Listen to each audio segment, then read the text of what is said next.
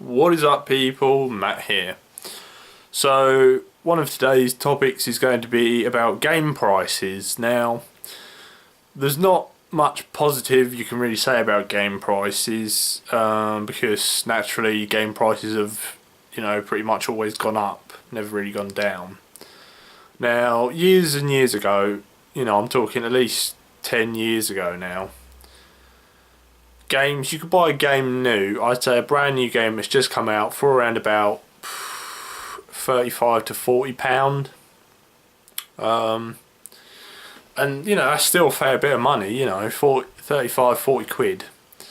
But now, pretty much like every brand new game has gone up to like £50 or even 55, 60 pound. That's quite that's a fair increase. And is it justified? That's the question that a lot of people ask. I mean, in defence, yes, okay, games have, probably gotten more expensive to make. But if games just keep going up in price, people will literally not be able to afford games. Or at least, middle class people won't be able to afford games. And gaming is already a fairly expensive hobby or interest. So it's just going to get worse and worse if the price keeps going up. Now, there are, I have noticed more recently that games that maybe haven't sold very well do get a price drop fairly quickly. But it's just dropping to the price that the game should be at already, which isn't really the idea. Now, if I spend like £60 on a game, I expect it to be good. I expect it to be a fun game that lasts me. Okay? I expect that. And people are forgetting, just because game prices are increasing doesn't mean the quality of the game is also increasing. They could still make a really shitty game and still charge £60 for it, and nobody will be none the wiser until they've already paid that £60.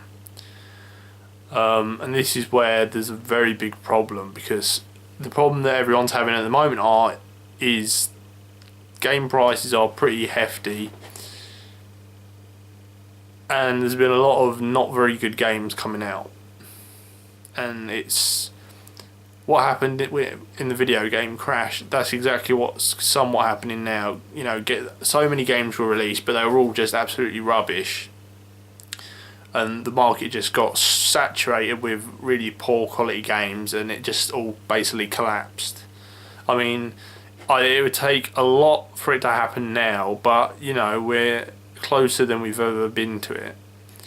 And that's quite worrying, considering we're on the next generation now. You'd think, oh, it's next generation, things are going to pick up a bit.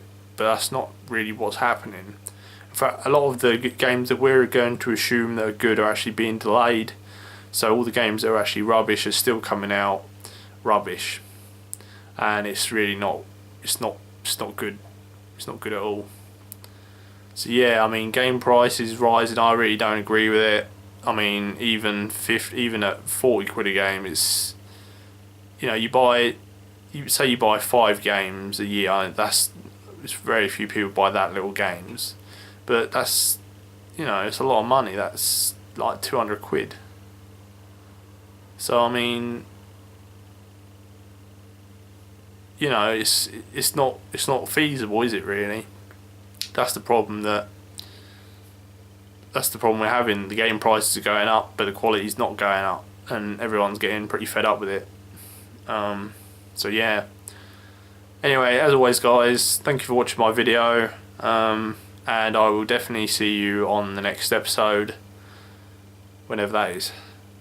Bye now.